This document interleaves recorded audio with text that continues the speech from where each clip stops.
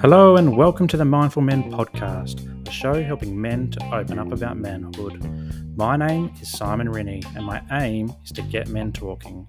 From mental health to fatherhood and everything in between, Mindful Men creates a safe space for conversation. Now, before we get into this episode, I want to say a huge thank you for joining me. It means a world for you to join me and talk about men's issues. And if you love what you hear, please subscribe and share the episode with your mates. You can also join the conversation on Instagram and YouTube, and I'd love to connect with you there. But for now, sit back, relax, and let's get mindful.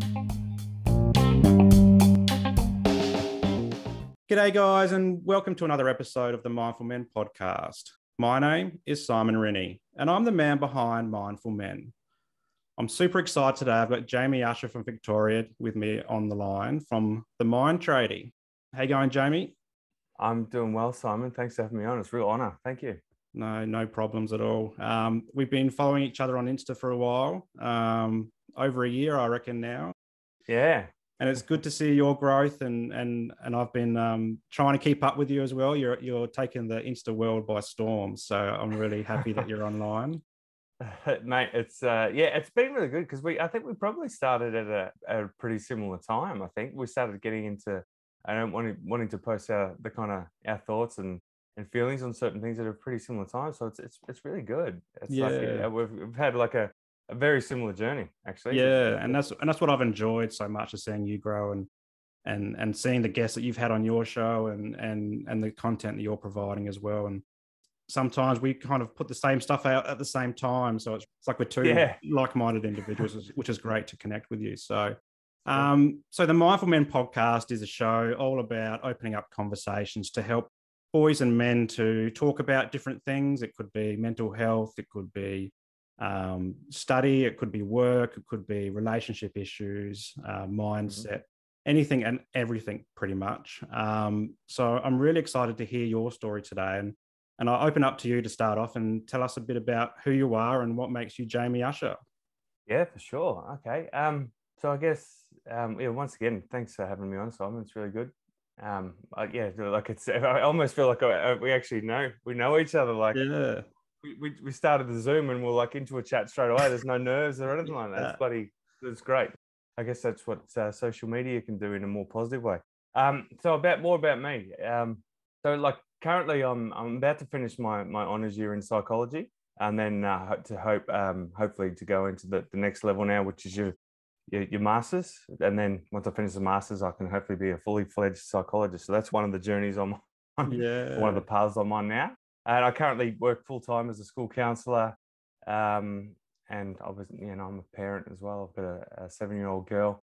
But I guess that's what I'm currently doing. But I love to put stuff out on my own podcast, I guess, and Instagram, like just to create awareness that if we want to have more, not just more things around us, but more out of ourselves, and connect to ourselves more in I guess more of an open way, more of a positive way.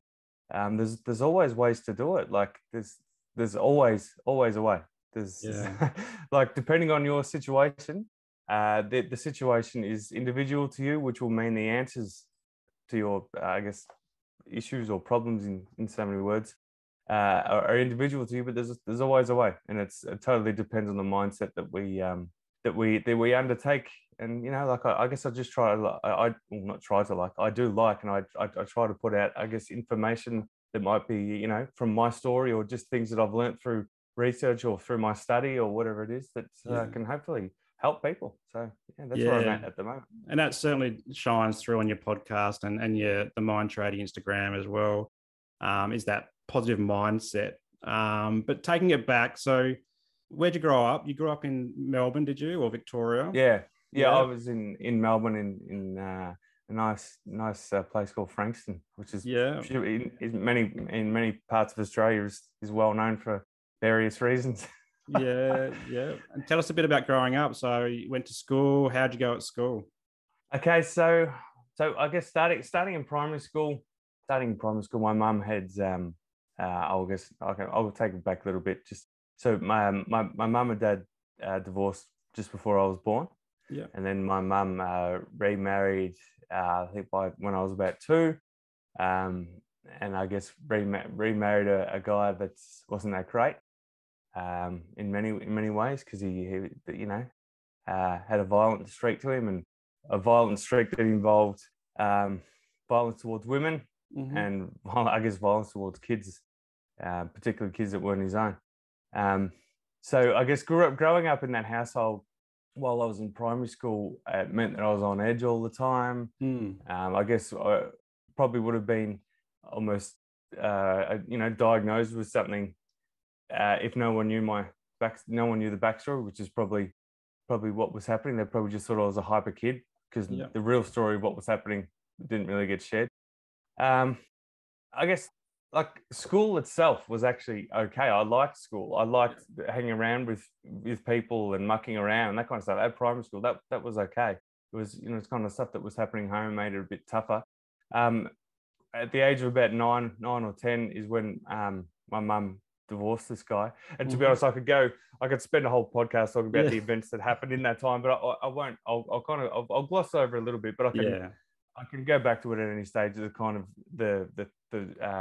the way it formed parts of my brain and belief systems and all that kind of stuff. I can hit back on that later. But so growing up in that time, I was a protector for mum, which meant and to be honest, it was probably it was for no choice of my own, because there was no one else there to protect her. Yeah. I had siblings, but they were kind of, I guess, just a bit scared of the situation.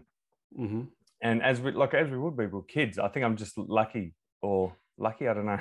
I was just a little bit different than I wanted to. I wanted to protect mum, because I felt if I didn't protect mum, then I guess I wasn't protecting myself. So ultimately, I was it was my safety I was looking out for as well. Anyway, so that was happening in that time, and then I kind of went into high school, and I was still a highly anxious kid. I was wetting the bed all through primary school, and then it was still even into high school. Yeah, and I even wet the bed up until about 14, going on nearly 15.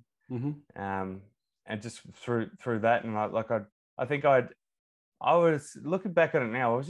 I was just highly anxious, but I probably tried ways to hide it. No one had any real idea. But I think there was also I guess anxiety, or whatever it may have been, in addition to whatever it may have been, in addition to anxiety, something was making me tired. So was it actually feelings of depression? Was it the comorbidity, or was it just that my anxiety was making me not sleep at night, and therefore I was just really tired in the morning, and then didn't want to get out of bed and that kind of stuff? It's kind of hard to tell. But my high school time wasn't necessarily, I mucked around at school. It was more about seeing friends and that kind of stuff. But I didn't enjoy high school at all. Yeah. It was just, I kind of, by the time I was, say, 14, 15, who's going to be a happy, confident kid if I'm still kind of hiding the fact that I wet the bed occasionally? Those two things don't really correlate with each other. It's just, I have to put on a facade of and then almost be scared that people are going to find out something at that kind of thing about who I was. Yeah, an area of my personality. But that's how kind of school was for me. But I guess being in school then, like primary school, high school, and with those experiences going on, as I said, I can spend way more time talking about it and the things that were happening and all that. But it's like I feel that time, although it was tough, I won't say it was bad, because it wasn't bad, because it helped me form who I am today. But it was tough. It's like I'm glad it all happened, because it's really enabled me to have an empathy and understanding, and I guess a connection to people that have experienced similar things. Yeah. So that was my high school time. So academically was not a thing. Yeah. So it was just more about experiencing certain things. I think it was almost like an apprenticeship for who I am today. Well, it's interesting that you say that, because when I was growing up, like, our parents stayed together, and then we got to early high school and mum and dad separated, and me and my little brother went with my mum. And I think that's when my obsessive compulsive disorder really ramped up, because I went into that protector mode as well. Yeah. And I would spend hours each night locking up the house to keep us safe at night. hours like checking doors and like appliances were off so that we wouldn't burn the house down in our sleep and all this type of stuff. And so yeah, kind of went into that protector mode, and that's carried on until today, like as a dad now, and I've lived with that for 30 years or so. But it's really interesting how you talked a bit about that protector mode, and you know, and almost like living a double life. You're trying to hide it a lot. You know, you go to school, you kind of put your home life at home and your school life at school, and but you really are exhausted because you're living this double life and you're not sure where to get help or how to get help or what help looks like, or even if there's anything wrong with you. You know, it's the anxiety or depression or whatever it is, and yeah, it really resonates with me there, that protector story. But fast forward a little bit, and then you went into, is it boxing or mixed martial arts? Which was the one that you went into as you got a bit older? As well, it was around. So there was a stage where I'd really kind of started to retreat, kind of like where the anxiety got really too high, really high, and even with the stage, I was actually talking about it on a podcast the other day where it was only just recently I remembered about this. At the age of about 16, where I left school, there was like a 6 to 12 month period where I left school prior to starting work. So like the start of 16, people would come over and visit me. Like my friends would come over and visit me, let's say on the weekend, like a group of 3 or 4 of them. And they might come over in a car because one of them might have been 18 or something like that. And they'd park out the front. I knew it was them and I could hear the music, and they probably wanted me to go out and see them. And I was crippled by anxiety, didn't want to leave the house. Yeah. And I don't know how I forgot that. Like just until recently, man, that was a massive part of my life that I was so anxious. Like it was just crazy. But I'm glad I'm remembering that now, because it's like another thing that I can kind of chat to about with people, because people that see me who I am today, they would not know that was a thing. That you know, like as we were saying before, like we get up at whatever time and record podcasts with people on the other side of the world who are professionals that we probably should be nervous and anxious talking to. Anyway, I was about 16 when I started karate. Yeah. And that was a massive turning point of where there was a man there that kind of, not kind of, there's a man there who was the head trainer. His name is Billy Monet. He's like world famous, and in Australia, especially, for being this amazing martial artist and just like a Terminator, but in a nice way. He's someone that I just highly respect to this day, more than anything and anyone that I know personally. And he kind of, without really knowing it, took me under his wing in a way where he actually did show belief in me. He saw value, even if it might have just been from what I knew, like in that area where we were training. But where I thought for most of my upbringing, especially in the high school time, I thought I was a real wimp, because I was relatively, although I probably put on a facade sometimes, but I was scared. I was scared, I mean, like as I said, I wet the bed for so long. That is a sign of someone who's anxious and is scared. That's why it kind of happens at nighttime. So I wasn't going to feel tough. I wasn't going to feel tough in any way until kind of I was able to challenge that. And that martial arts was an area that helped me challenge that.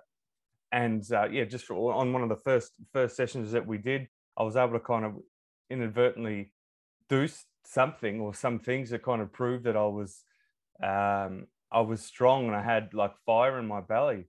And got this guy's attention, and it was after my first class where he said to someone who'd taken me there that night, and he's like, that guy could be a pit bull if you wanted to be. And hearing that, like from me just saying what my backstory was with going through high school and primary school, for someone that would I had such high respect for on the first time that I met them, and they were just so tough and mentally and physically, but still nice, and to say that about me. I mean, that might not sound great to everyone, as in, a pit bull, but that basically what that meant is this guy has seen a strength in me and a value in me and a belief in me that I could be strong, or that I am strong, and that nobody else has had it before. So it like that really changed, I guess, the way my brain started to work from then on, and looking at the mechanisms of it. Like that was a real belief changer in me. So that's where I started. And then from about 16 to 18, I started doing karate, and I got my black belt. And then I discovered kickboxing at about 19, going into 20, 21, 22. Started kickboxing in the ring. at the age of 24, and I loved that. I had 9 fights around Victoria and around Melbourne. Like, seriously, the best thing that someone like me was able to do, just to change the way they think about themselves. Yep. Like some people do it through sports like that. Some people could do it many different ways. Like some people might feel strong, so that they don't need to challenge it in that way. But I guess I needed to be able to challenge it. Some people would challenge it by fighting outside of the ring. Yeah. And then, and I was able to challenge it in that way, which was slightly more positive, where it was both people consenting to it. Yeah. Did you find that you got anxious before fights? Man, I can't explain to people how scared you get before a fight. It's actually to the point where you're nearly vomiting that you get so nervous. It's not an anxiety thing where like your regular kind of anxiety, like it's like your social anxiety or your general anxiety disorder. It's not those things. Yeah. It's more about because this is probably a better way of explaining it. So especially from talking to people on the podcast and stuff that I've learned from my own study, is that and this is probably a real misconception to people, that anxiety is like a spectrum thing for one. So everyone will have anxiety in some way. I mean, we're human, we have anxiety. Some have more higher levels of it to where it becomes almost just distressing, or it can start affecting our life, whether it's socially or generally, whatever. But everyone has anxiety. We're human. We're supposed to have anxiety in some form, to keep us safe. And a lot of the time, anxiety can get to the point where like it's a little bit out of control, and like our brain is starting to make up things just to keep us safe. So that's how I kind of understand anxiety. With this one, with these nerves, it wasn't something that was fake. You have a genuine thing in front of you, which is scary. So that's where it was a bit different. So the kind of feelings, the kind of feelings that you had with this thing, it was like incredibly nerve-wracking to start off with. So especially maybe the first 4 to 5 fights, the second, like maybe not the second, but the next kind of 3 or 4, it was a little bit different. And you kind of know as soon as you touch gloves, when that bell goes, when you touch gloves, and you start to recognize that as soon as you touch gloves and something happens, your nerves are gone. Yeah, 100% they're gone, and it's just you bang, you're in the fight mode. Yep. But prior to that, man, like I can't explain that. That is the hardest part of the fight. That's where probably fights in a lot of people could attest to this, that a lot of fights are won or lost prior to actually jumping in the ring, because you can get so nervous. Yeah. I remember feeling the same when I grew up playing footy, and I remember it's exactly the same feeling before the game, and I'd be going to the toilet 5 times, and be sick sometimes, and but then as soon as you cross that line, it's gone, and that ball goes up, it's gone. So and I think what it is, it's one of the things what it is, where you start to recognize those areas where it's going to disappear. So I knew when we touched gloves it was going to go, but it was a horrendous feeling. Like I don't like that. There's no way of making it go. The only way of making it go is starting to get used to it happening, and then you kind of like there's no way of making the prior to a fight that you're not going to have that unless you go through it and go through it and go through it and go through it. You hear about kickboxers or fighters or whatever having closer to 80, 90, 100 fights, and they're still getting nervous. So it's like but I think that nerves, or whatever, however people would explain that, but I would say more nerves than anxiety, because it's a genuine threat in front of you. That would make a lot of people not want to do it. Yeah. I'd be in flight mode, I reckon. Oh, really? I'd run, mate. I wouldn't go near a ring. I guess like you've got to have a real need or desire. I think either you grew up maybe fighting, and you had a lot of fights or something like that. And I wasn't like that, but I had a fight inside me that I needed to really challenge, because I genuinely thought I was a wimp, and I thought that I was defective, and I thought there was something wrong. And I guess jumping in the ring, mate, I wouldn't say that everyone needs to do that, but it was the way that the universe gave me to help challenge these beliefs that I had about myself. Because to be honest, it wasn't anything else that I had there that I knew of that was going to help me challenge them. So it was perfect. It was scary and it was tough, incredibly tough.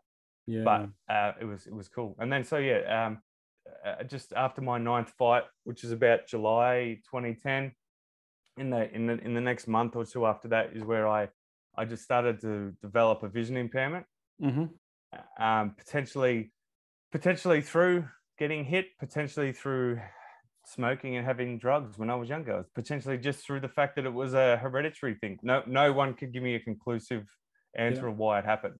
So like in my blood, there's a thing that's like the gene or the whatever it is, genetically, I've got this thing in my bloodline, my family's bloodline, uh, that causes in some of the males, the females aren't affected by it. The females are carriers.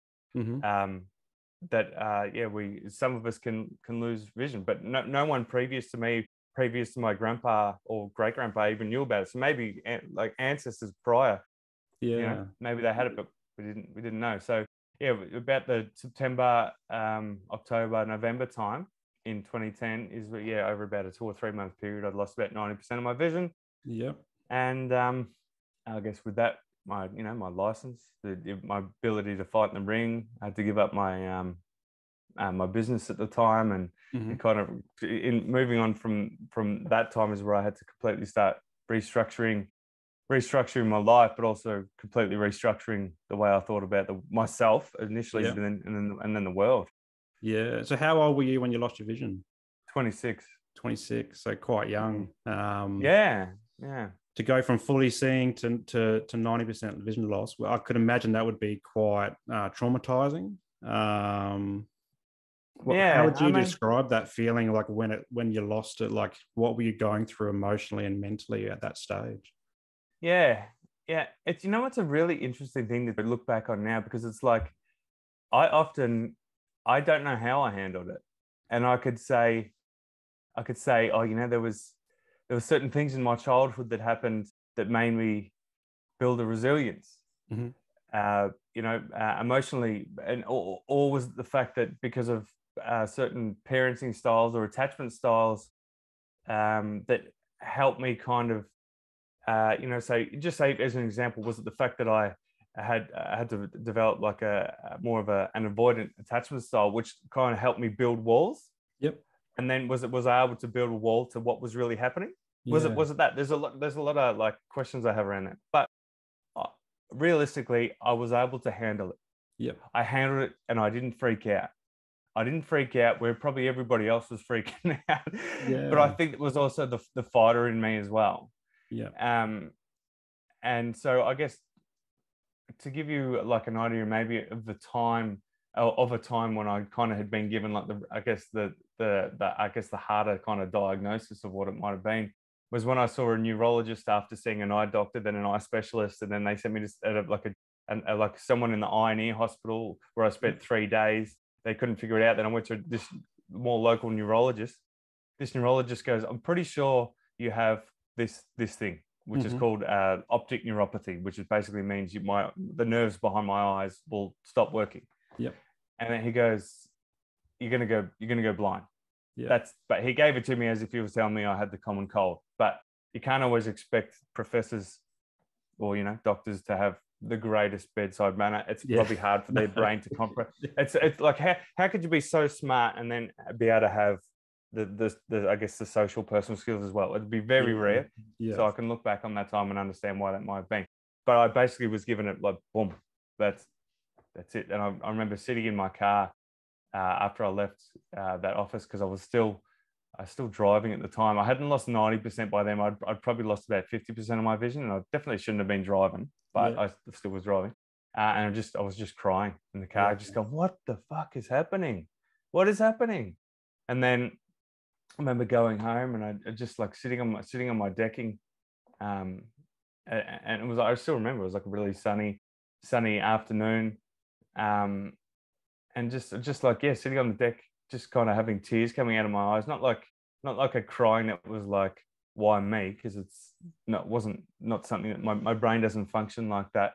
But it was like probably just letting it all flow, letting it kind of wash over me. But the predominant thought that I had kind of through that, me sitting on the deck being, I guess relatively like emotional, I guess, or accepting it was I'm like, I'm going to be happy. Yeah. That's the predominant thought that I had was I'm going to be happy. Like I've been through so much already. Nothing's going to stop me being happy. I don't really care what this is. I'm going to be happy. Yeah. And then the way I was able to process it was pretty quickly. I was sleeping when I had to give up my business and not really work and all this kind of stuff. It was tough, but I was spending a lot of time sleeping during the day and be up all night. Like it was just certain things went out of whack. Yeah. And then I would go to the gym in the middle of the night. I'd ride 2 suburbs away on my bike with a little light, Yeah. do some funny things, but just to keep myself sane. Yeah. But then pretty quickly I realized the way that I'm going to be able to manage this more effectively and I guess efficiently. And whether I realized this like consciously or subconsciously, I don't know, but I realized I needed to have a better relationship with myself because I figured if I'm going to have like no vision, where I'm going to have like from what I pictured was like, seeing black, which is not the reality. People that see like have vision impairment do not see black. It's just different colors and blurs and kind of hard to explain. But realistically, if I'm going to see nothing, then it's going to be me. The predominant thing is going to be me and my thoughts. Yeah. And if I'm not happy with me and my thoughts, that's going to make it pretty tough. Yeah. So pretty quickly, I started to realize the things that really needed to be changed was a relationship that I had with myself. So that's what really started to become at the forefront. What can I do? It wasn't like, oh, how can I stop being blind, or how can I do this, or people, how can I, it wasn't like that. It was like, what can I do to change? Yeah, that was my coping mechanism for it. Would you say this is the birth of the Mind Tradie, or did the Mind Tradie come a fair bit of time later? I think the birth of the Mind Tradie was about 4 or 5 years old. I mean, the birth of, like when I started to have those experiences with the stepfather, I think that's when I realized. Well, even look, to be honest, I haven't even touched on a whole other household where I was living with another step parent where my dad remarried, and like just emotional kind of, where one house was like more physical kind of stuff, physical, I guess, violence or abuse or whatever you'd say, and the other one was more emotional.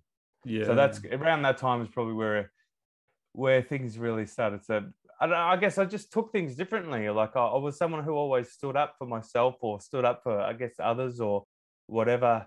And that's probably where it really kicked off. But with the vision impairment stuff, where that really made a significant impact to all that kind of and that stuff that I'd previously talked about, like where it kind of brought it to the front of mind and really brought it forward or helped me manage it all, was the more vision I lost, the better I started seeing things. Yeah. And that meant the better I started seeing things previously, the better I started seeing my future, the better I started seeing who I was and all that kind of stuff. So I think it helped me manage and helped me, just the way that I saw things was just completely changed after that. And I think it almost brought not a maturity in the way that I slowed down or anything like that, but got old, but it kind of accelerated where I was in the world. Yeah, that's best way to explain it. Like where I was emotionally, my emotional intelligence was accelerated, where I feel like I jumped 30 years. in a good positive way. Yeah. And when did you start your psych degree? Was it around this time or shortly after? I started my the vision impairment happened started around July, August, September kind of time in 2010, and I started my psych degree in 2014. So there was a period of time from finishing my business at the end of 2010, and I talk about this a lot, that 2011 was a time there was a massive growth period in that time because I couldn't find work. I just couldn't find work. I even wrote letters to the local newspapers and went to employment agencies and just couldn't find work. I'm talking not even supermarkets would hire me because of my vision impairment. Yeah. So that was incredibly tough. And for someone who has a brain as active as mine, there was like two sides to that. So it was incredibly tough, where I was nearly going insane because I wasn't working. But that time of not working, and I would walk sometimes twice a day, like 5 to 8 Ks, sometimes twice a day. Yeah. And it gave me just time to think and work on myself without, I didn't really know how much work I was doing, but I knew I was doing something. And so Yeah. that helped me do that. So if I was working at that time, I might not have been able to have the same growth. So at the end of 2011, I realized I wanted to get into something else that would help me find work. Yep. And then I started a community development diploma at our local TAFE in 2012. And then somewhere in 2013, I started working with young people in the youth program at the council.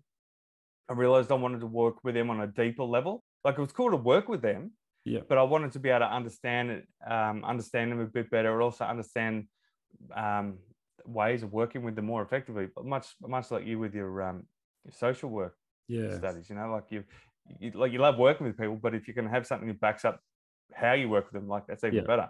Like, I'm sure even if you had the chance to work with them without that, you'd love it. But it helps inform more effective ways to do that. So yeah, after working with young people for a little bit, I realized I wanted to work with people, not just young people, but on a more effective level, not on a high level where it's better than others, but just I'm able to understand them more, and I'm also understand what I'm doing with them, and understand more effective ways of doing that. So yeah, that's what I did. So I started psych degree 2014 because I did it part time. It was like three degree part time, obviously 6 years. So I finished in 2020. Yep. Or just prior to 2020, and then so mid 2020 is when I finished my degree. I started my honors last year, and I'm about to finish my honors in August, and then to go on to my masters.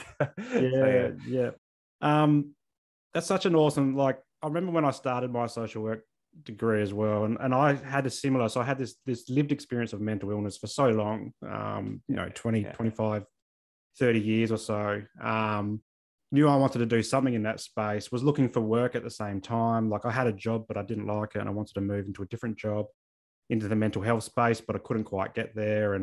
But I remember sitting in that first few lectures, and my brain just came alive with different concepts and the ways of seeing the world differently. And it sounds like you've had a pretty similar experience with that as well, and understanding the theory behind knowledge and application and how we can help people to be the better versions of themselves as well. So totally. And I guess the other thing is that it helped me realize that it was a part of me that I had never accessed. I'd never been able to access and like that more. I guess my intelligence. It's not, my intelligence compared to a lot of people that are doing uni or academic stuff, it doesn't really beat them or trump them or even compare to them. But I've got an intelligence I never thought that I had. But I've also got like a work ethic and a conscientiousness that helps me kind of get to a level where I need to be, and kind of, to the level of study and where I want to move forward. Like, I never had that before. Like, I don't remember doing any real significant work in high school at all. I just mucked around. And, to feel smart, or smarter than what I used to. That's how my studies have helped me be able to do that, to the point where I'm like, I love nerding out on psychology and stuff. It's like, I love it. It's as you say, it's kind of opened up a part of our brain that we probably didn't realize existed. Definitely was dormant in my brain for a long time. Yeah. But I remember, like, mature age study as well. Like, it was very different for me in my undergrad. So I did my undergrad straight out of high school. Oh, really? Did just a Bachelor of Social Science. I was going to go down the psych line, but decided to go down anthropology in the end. But I didn't really try. I think I went to work more than I went to uni. It was just a piece of paper. But then coming back and actually picking a degree that I really loved, like the social work degree, and pursuing mental health in that space.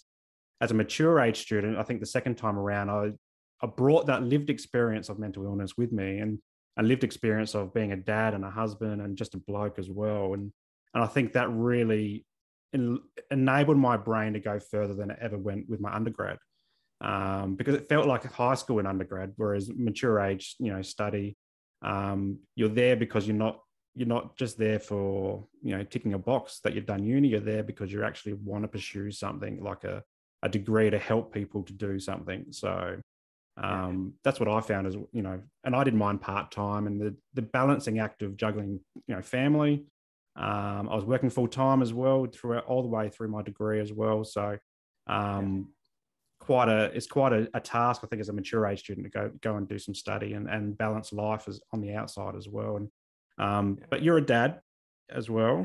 Tell us a bit about fatherhood, what that's been like for you, living with a vision impairment.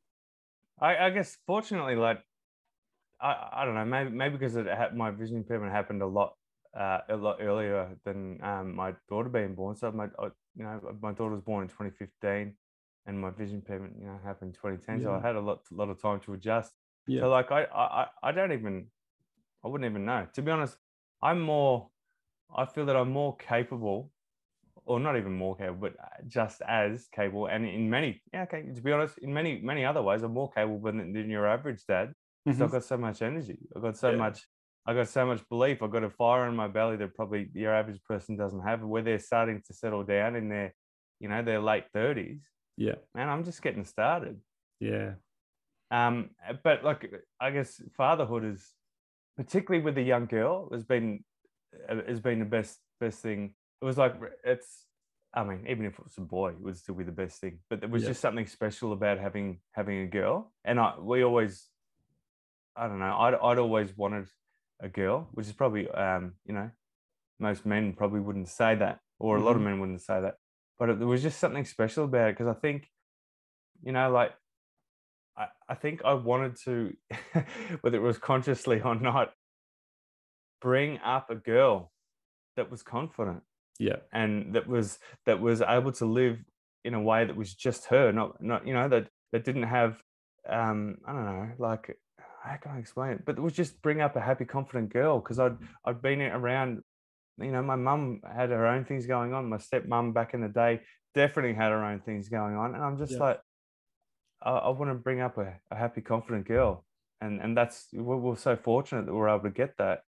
But it's been able to, the number one thing fatherhood has been able to bring out of me is that love, showing love. Yeah. And like, I probably still struggle with that, with, doing it with like adults or my partner sometimes. But being able to do it with my daughter is nah, man, there's no barriers to that. Like hugging her, kissing her, telling her I love her all the time. Like I didn't grow up with that. Yeah. People doing that to me necessarily, because everyone had all their own things going on. To be able to be like that and like live in a world now where we can do that. So we've got this extremely happy little girl who loves showing love. She loves receiving love. And I mean, man, we're doing exactly what I wanted to do. It's like, I just love it so much. And like I couldn't imagine loving anything anymore. Yeah. And it can, obviously, the same thing. It just continues to grow all the time. It doesn't matter if they're a boy or girl, whatever. It's just your own flesh and blood, and something special about it, like on a level that is very hard to explain. I remember saying something similar. I think my wife didn't really like me at the time when I said it. Like, it was when our boy was born. So our boy is 5 and our daughter is 2. And I said something along the lines of, like, when they came out, it was like the purest love for a father and a child is having that child. And I think my wife's like, well, what about me? And I've been apologizing to her ever since. But it's just that, like, 100% pure. There's nothing that's tainted it. There's no anything. It's just pure love. That father-child love. Yeah. That's a really good point. It is probably the ultimate, and as I say, most pure. And I think the way that we would love, I'd say most men would love their partners, girlfriends, wives, whatever they are. That's obviously different. And then also, I think the way that we say love ourselves is really different as well. And this was explained to me recently on a guest that I had, a doctor in Arizona who talks about relationships, attachment, healing, and all this kind of stuff. And I was saying how I was speaking to a psychologist, because I see psychologists like maybe, I don't know, over 6 to 10 sessions every couple of years or something like that, just to help me get, I don't know, get to different levels of understanding. It doesn't mean that I'm in any distress, but I just see a psych, just to help me go through certain things. And And I remember a psych about 3 or 4 years ago saying, the way that you feel about your daughter, like, do you feel that way about yourself? I'm like, no way, no way. I'm like, just this warmth and this like overflowing of love to my little girl. Like, like nothing could has ever helped me kind of bring that out before. And I think the psych might have been trying to say, in some ways, that like I should have, or she was definitely trying to say that I should have more love for myself, and that's fair enough. But I couldn't understand that. And to be honest, this is where I think there's a real misunderstanding from people to say like self-love and all that. So that level of love that I have for my daughter, I will not feel for myself. But that does not mean you can't show love to yourself. So maybe this is more specific to men. Mm-hmm. So recently, as I said, this person and this doctor from Arizona helped me realize that maybe a more relevant way of showing love as a man to ourselves is more things like self-respect. Yeah. And that kind of it. And I'm like, yes, when I feel self-respect, that's when I really start to enjoy and appreciate and kind of love who I am. When I do things where I respect who I am and the way that I have done it. So I'm not going to feel that nice, warm love for myself the way I feel my daughter. But I do, I guess, love who I am more and what I can do when I do things that help me gain self-respect. And that can be done in a lot of different ways. It could have been done when I was younger, being that protector, maybe when I was jumping in the ring, or maybe the way that I study now, maybe the way that I parent. I don't know. Like everybody's different, but what can help you gain self-respect? That's my form of self-love. Maybe that's more specific to me for whatever reason, but I grew up and lived predominantly in a life that existed where I didn't like who I was. I didn't like who I was at all. And then I guess I thought I was broken. I thought I was defective. That's why these people weren't giving me attention, as in like, family and all that kind of stuff.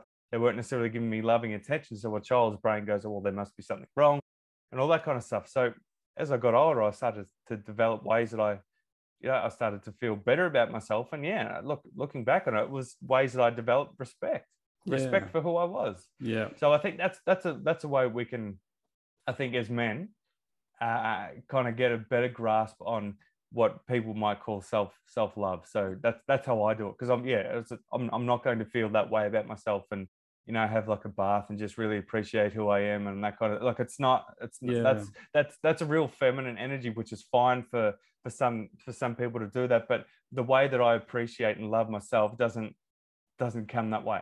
Some people it might, and if people do it, that, like, whatever way that you can appreciate yourself and love yourself, and that's cool. But that didn't compute with the way my brain was formed, and so because of that, I just thought it didn't exist for me. Yeah, like self-love or the liking yourself or whatever it was didn't exist, but it does. But it needed to be explained to me in a different way. In a different way. It's amazing that you've said that, because I had last week on the podcast, and it's going to be coming out this Monday, I had a chat with a guy called Anthony Simon who does Fit and Well. It's a counselling-based gym in Adelaide, and he's a social worker. And it's the whole concept's around exercise-based therapy, and he works with a lot of youth who come in. Some of them have never been to a gym before, but they're all doing weights and talking about things at the same time. And I brought up this concept around, he works with a lot of teenagers. I would assume that they would be talking a bit about drugs and alcohol, starting to experiment with that stuff when you're in your teenage years. And he looked at it from this perspective of respect for body. And it's, it could be fun to go out and get pissed or, get on the drugs or whatever when you're at that age. But if you really want to try and work through, say, anxiety or depression, but you're getting on the piss every weekend, how is that showing your body respect? And when he came at it from that perspective, a lot of the youth that he worked with could really articulate that and go, oh, yeah, well, that makes a lot of sense. Whereas if they were to sit on a couch in a traditional counselling setting, that kind of connection might not be there. So I think it's what you're saying is it's really like self-love or self-care is different for us all. And for guys, for everybody, it's not necessarily a massage and go and get a facial done or doing yoga for some people, or meditation. For some people, it's hitting the gym. For some people, it's doing some psychology study, doing social work study. It's running, it could be exercise, it could be building something, it could be changing their whole perspective. So I think it's really great point that you've picked up on there is that you just needed to find a way that it talked to you, that self-love. And for guys, particularly, and a lot of us grew up in an age where self-care was getting pissed with your mates on the weekend, and it still is, but if we can slowly change that narrative and respect our bodies more, and respect the relationships around us more, and show ourselves more love, or care or respect, I think we can go a long way to trying to change that narrative and trying new things, and getting out there a bit more, and being our authentic self, because we both talk a bit about our authentic self a lot on our channels as well. And I think we don't have to be this cookie cutter version of masculinity that we've grown up with. We can be soft, but we can also be masculine at the same time. Actually, that is a really interesting point that I think I've started to get my head around a bit more. I think, particularly with myself. So I've got, and I guess I've been able to grow as like a more like masculine energy around myself, where I might have felt more of that. I don't know. Well, I wouldn't say it was a feminine energy, but I didn't feel masculine anyway. I didn't feel that particularly when I was younger, and then I was able to do things that helped me grow that, feeling stronger and feeling powerful and feeling like just feeling more masculine. And whether it means I'm doing that through mental health or mental growth, or doing it for physical health or physical, it doesn't really matter. Whatever makes me feel more like that masculine stuff. And so you don't have to be a man to feel masculine. That's what I was growing. But I've also realized that I'm also I'm aware of a more feminine energy. Doesn't mean that I want to have it, or I even enjoy it, but I can't help it. I have an understanding of it, particularly maybe because I grew up with a single mum for most of my life. So I'm aware of that. So if you look at my podcast, it's literally a 50-50 split. If you look at my Instagram and you're going to my insights, it's a 50-50 split. And I love that so much. I love that so much, because it's like I can connect, on different levels, where there's probably some guys that go, oh, look at him, he's talking about, whatever he's talking about, and they probably see me as less masculine. Like, I couldn't give any less of a shit. But I mean, that's probably how I get perceived by some people, because I do talk about mental health. I talk about my emotions and like understanding them, but I'm not like, oh, get in touch with your emotions now. It's more about, no, this emotion is probably going to make you act in a certain way, and like it's. And so I do have a bit of a real mix of both. Doesn't mean I like one more than the other, but I do like having. I'm proud that I've got an awareness of both, and like in other people as well. And I actually forget why I mentioned that, but there was something that you said that made me mention that.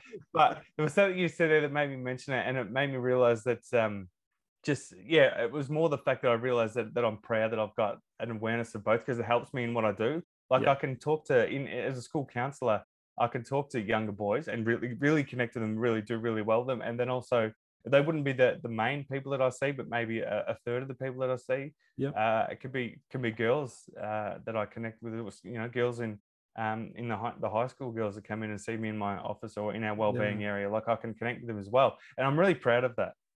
Like, I really love that I've got that. And I think, without assuming too much, I reckon that would help you connect with your daughter a lot more. Absolutely. Yeah, for sure. And maybe I can connect with other girls, at that younger levels, because of my daughter, or maybe work together. I'm not sure, but I feel great about that, because I want to be a psychologist, but I can't just be a psychologist that wants to work with men.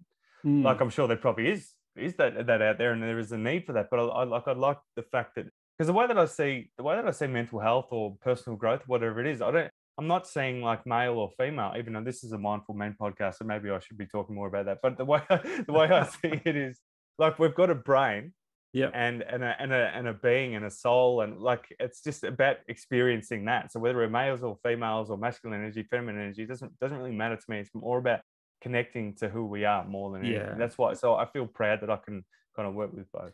And I think you touched on there that the social media space. So the Mindful Men is tailored towards men, but it aims to bring in female voices to the conversation, because it's important that we just don't hear the masculine perception of the world and life. And in order to be, the mindfulness comes into that holistic living and that authentic living. It's just, there's more than one side of a story type thing.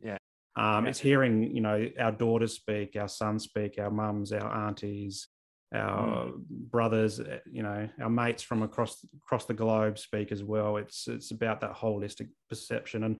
And what drew me to the Mind Trade, and I want to talk about the Mind Tradie now for a little bit, is the way you come about it is that balance of masculinity, but also the softer side of you, and it's so forth. Because you can see, when I first started on Instagram, I was looking for blokes like you to follow and get some inspiration and draw some strength in myself. But the first few that I come across were those hyper masculine guys who were like, you know, fucking grow some balls and, you know, be a man and all this type of stuff. And I think, well, that's not really where I see masculinity as being. I think that's the, as you said, the spectrum. That's the end spectrum. And I want to be more in a balanced spectrum. And then I came across yourself and a few others like you as well that I've started to follow and engage with. And that's probably where Mindful Men also grew as well. It's like, I can be not hyper masculine. I can be a bit of a softer version and talk about my emotions and feelings and help other blokes and boys and women and girls do it too, because, you know, I don't just have male followers, I have female followers as well. So, but for the Mind Tradie, so for those who haven't come across the Mind Tradie, and I'll put the links to the Mind Tradie in the show notes as well, but can you give us a bit of a rundown of what it is and what you aim to do with it? And I know that you're looking to expand into some one-to-one coaching as well with it. Yeah. So very, very recently, I made the decision that, like, because very recently, the avenue that I have to go down, all the time that it's going to take for me to get to becoming a psychologist is being extended through no fault of my own. It's now been extended by 2 years because they've now said that we have to do a master's, where previous to this, next year, it would have been that I just can jump into doing an internship and basically start out like working as a psych. Anyway, because of that, it's been extended, and I'm happy to do the extension.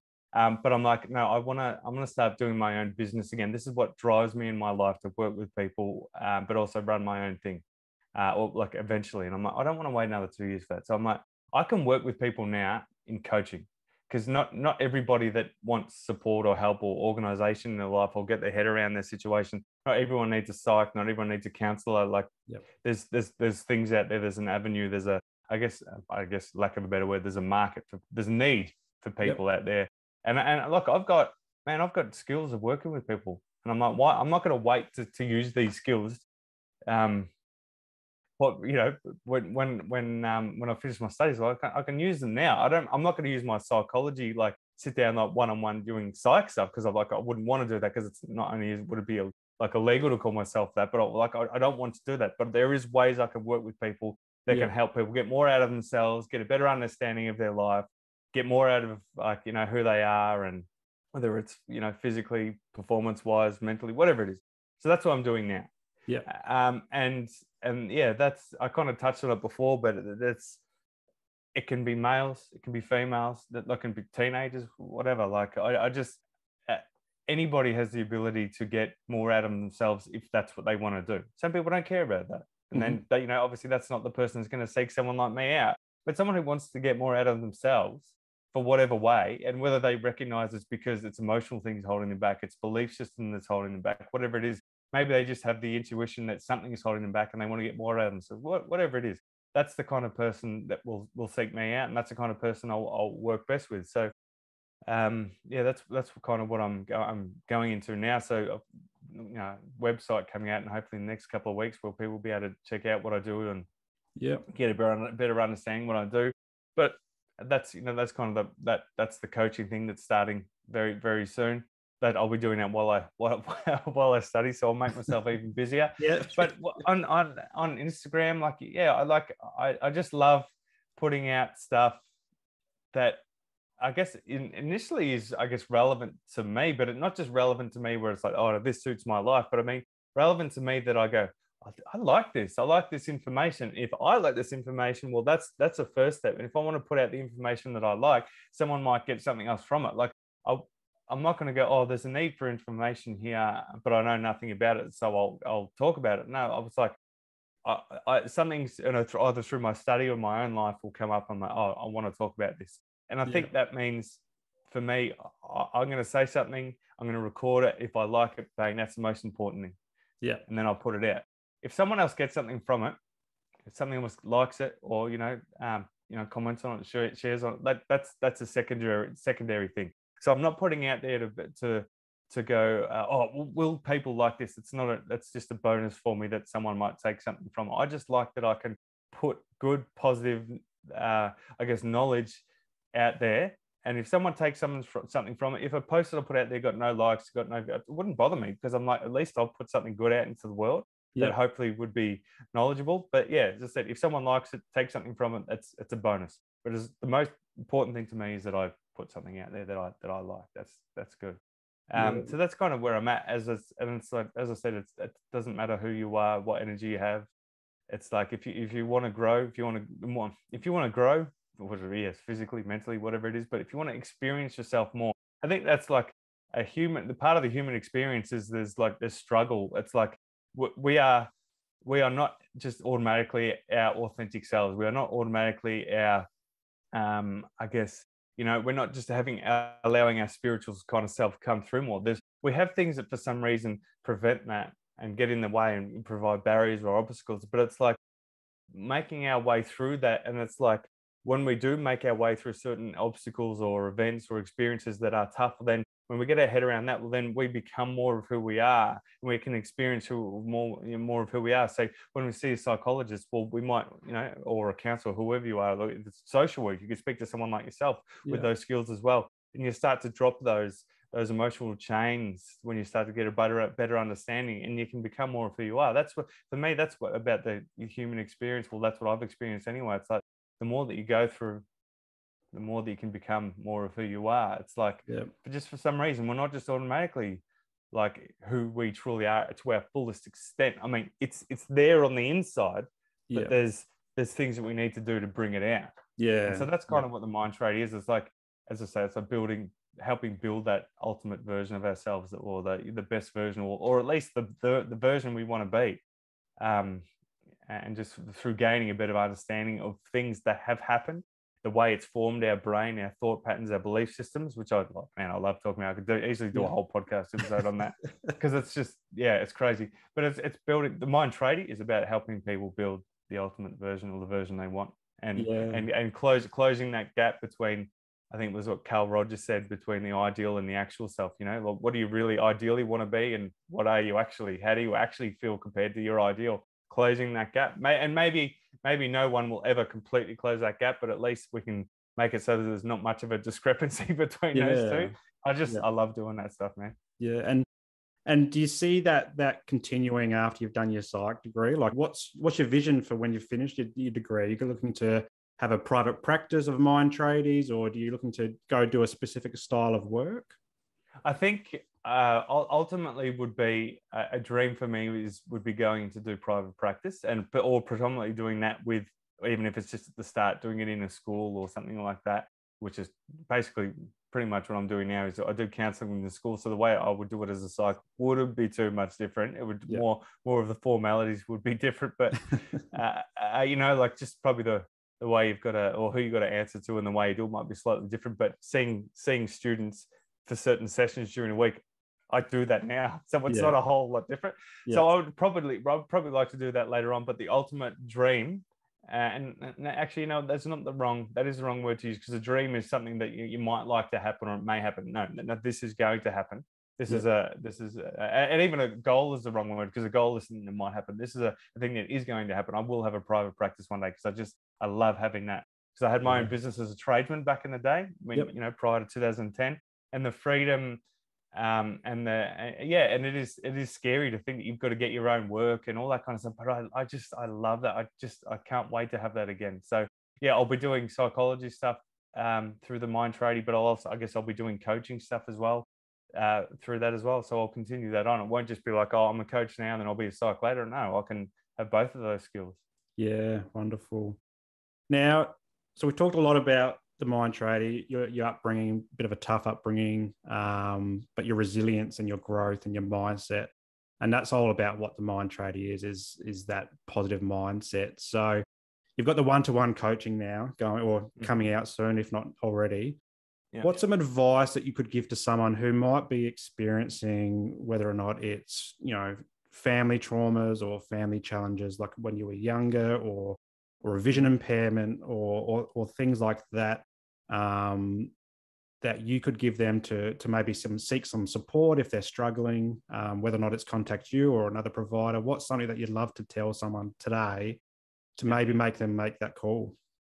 I love that you've asked me this question, Simon. I love it because it gives me the avenue to say it doesn't matter what kind of upbringing you had. Mm-hmm. You might have had an upbringing that was smooth sailing.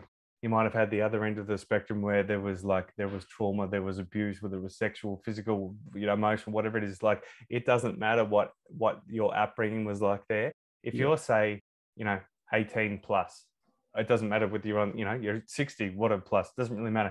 If there's that, as I spoke about before, if there's that discrepancy between what you're wanting and what you're actually getting, or who you want to be and who you actually are, that you feel like, the ultimate thing I think people can do is question everything. And I mean, question the way that you think about yourself, what you deserve. Do you feel good about yourself? Do you love yourself? Were you thinking like me that I was defective, I was broken? And so that led me to have a mindset sometimes that, attracted certain things that reinforced that. It's like question everything. So yes, particularly if you had a rougher upbringing between the age of, say, birth and, say, 7, that is critical stages of development, and it can form the way that we see ourselves in the world and what we deserve and all that kind of stuff. But other things can happen in other areas of our life as well. So, adolescence and teenage years, and also in our, we might have had a relationship where someone treated us horrendously for so long that they convinced us that we weren't deserving. So things can happen in like across that lifespan. But question everything. Question why something might not be working out the way you want it to work out, whether it's something you want to achieve, the person you want to be, whatever it is, as I said, mental health, physical health. And there's ways that we can change that. So like, if it's that, you're not performing the way you want to perform, or you're not being healthy, do you want to be healthy? What like literally whatever it is, because everybody's different. But if there's something that's not working out the way you want it to work out, there's always ways to change it. Yeah. But my advice would be to, I guess, if people are following you or following me, that's a great step. But then reach out to someone. So whether it is reach out to a coach, reach out to a social worker, reach out to a counselor, reach out to a psychologist, reach out to an online nutrition coach. Like, it doesn't really matter what you're reaching out, because your intuition will tell you probably the avenue that you need to reach out to, or reach out to someone and say, hey, look, this is happening. Who should I reach out to? Like, just reach out to someone, because there's always a way to become, that better. Not that it's a better version, but to feel better, I guess. Like, if we're feeling down, or if we're feeling unhappy, or feeling like I used to feel like a watered down version of who I am, there's always ways to change it.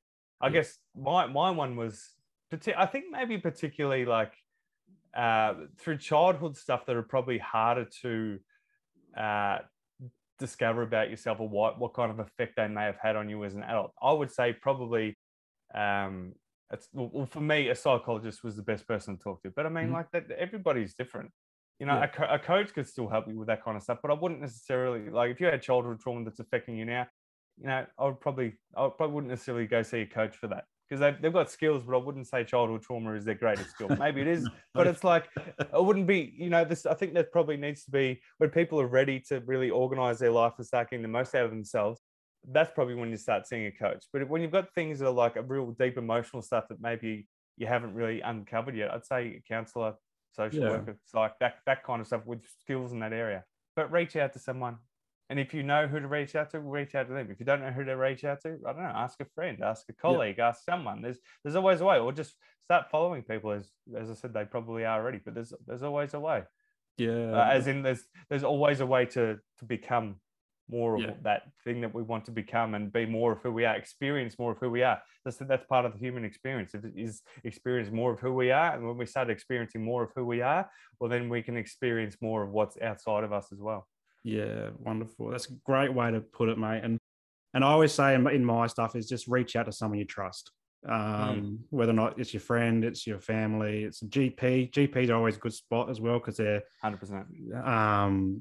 They're impartial to your friends and family and all that, particularly if it's a sensitive matter. Yeah.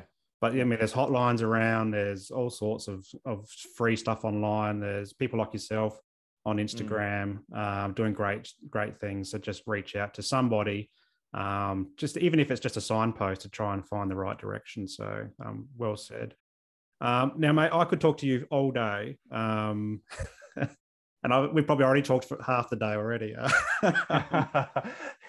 But I'll leave you with this. So amazing. You've got an amazing story, and I always love hearing your content and seeing your content and engaging with your content as well. I'm a mad liker and commenter on your stuff. So, yeah, thanks, man. But this is your time to plug something. So we've talked a bit about the Mind Tradie, but is there anything else that you'd love to plug? Like, are you into anything at the moment? Music, your fitness? What would you love to plug for someone out there to get a bit more of an insight into you? Yeah, that's another great question. So yeah, look, I think one of the things that I discovered again, particularly over the last 12, 18 months, 2 years, was eating healthier. That was definitely another thing that I proved last year. I was able to be extremely busy but still find ways to eat healthy. Like crazy. Like I can't believe how healthy I eat now. It's nuts. But I've been doing it for so long now that it's just I've become accustomed to it. So yeah, definitely eating healthier, find ways to eat healthier. But I've recently this year gone back to martial arts as well. I'm doing jiu-jitsu. Yeah. So it's actually the martial arts I can actually compete in with a vision impairment, which is great. I love that. But just fitness stuff in general, like go out and even as a baseline, you walk, and then if you can move into running or gym, whatever the hell it is, but just the effects, like quite literally, exercise is potentially one of the most significant and most, we know it's the most cost-effective antidepressant there is out there. Yeah. Exercise has been scientifically proven to be an antidepressant. Like to the running and the more that push you might get that slightly more high and endorphins, which is probably going to bring on that antidepressant feeling even more so, the more harder that you're pushing. And that's why people push it to harder limits. But even just walking, getting out in nature, even if it's a rainy day or a sunny day, just get out, getting the blood pumping. That's what I'd love to probably get out there to people. Just get your heart get the heart rate going from getting off the couch and walking, or you're feeling really shitty in the morning, throw the doona off, make a coffee, get your heart pumping. If that's the minimum that you can do each day while you're in a tough time, do that and then start building up. But yeah, activity, man, activity and action, positive action is the greatest thing people can bring into their life. Yeah. I did see one of your Instagram posts the other day where you ran over a snake. Oh yeah. And it was a great it was a great post because like 2 days later I bumped into a snake going across our footpath on my run, and I need to jump 10 meters in the air, mate. Oh really? Yeah, because the funny thing is that I've been running that path since I've lived in the area for maybe, I don't know, since I was fighting. So about 10 years I've been running the same path. It's like 4Ks up, 4Ks back. So I just love it. It's great. Yeah. And even 10 years ago, like maybe 6 months into my vision impairment or whatever it was, I remember I was running this path and then someone ran up to me and said, "Mate, stop, there's a snake up ahead." But that was like 3 or 4 meters in front of me and they could see it. And so nearly in the exact same spot, this time I ran around this corner and I was just running with my headphones on like I do. And then I was just running, just normal strides. And then this guy jumped out in front of me and he was with his kids and they're on bikes. And he's like, "Mate, you just jumped over a snake." I'm like, and he said, "How did you not see that? How did you not see the snake?" I'm like, "Man, I got a vision impairment. I can't see." He's like, "How did you miss that? You missed it by about a foot." And I'm like, he was serious. He was like having like an anxiety attack just about going, because he was actually holding his chest. So he's like, "Oh man, like I can't believe you did that." I'm like, I was probably just glad I didn't hit it. But I think I've grown so accustomed to living with that, like I guess like vision impairment, where like I can't be worried about things like that. Like if I missed it, that's fantastic. If I hit it, like that's obviously bad on the snake and bad on me because it'll probably bite me. But it's like I can't live and walk around or run around like being worried about that kind of stuff. Yeah. But it's just it's funny. I love being able to connect with that world. So maybe I connect with the world around me like that. So maybe the universe is smiling upon me. So, and it maybe not hit it somehow. There was a deliberate avoidance between. I don't know, but I can't help but think that stuff is funny, or just it's not necessarily negative. I wouldn't go, oh man, I nearly hit a snake the other day. I shouldn't go running. No, but here I am, fully seeing the snake, and I'm jumping almost as tall as the trees. Well, I think that's one of the things I've realized. It's like, just what can I do? Yeah, if I was to be and have that kind of reaction, I wouldn't really leave the house, because I could, it's scary to be able to see a snake and be scared of it. But does that mean I should be more scared of snakes because I can't see them? Or I think it's led me to be like whatever. I probably, to be honest, if that has happened twice in 10 years, imagine the amount of snakes that I've run past or run over. Yeah, that I didn't know about. No one else was around to tell me. Yeah, it could have happened hundreds of times. I just didn't know, because I've run this track thousands of times. So anyway, I think it's one of the things that you experience living with a vision impairment. So yeah. Well, mate, I'm going to leave it there. On a great little story there. Thanks so much for your time this morning. I really have appreciated our chat, and I've really loved seeing your growth over the last little while, and with the Mind Tradie and what you're doing online, and following your study and your fatherhood as well. So it's great to finally catch up via Zoom. Yeah, mate, it's been an absolute pleasure and honor to come on. I love coming onto people like yourselves podcasts and being able to share my stuff. So yeah, I really appreciate it. And thank you so much, man. No worries. Thank you.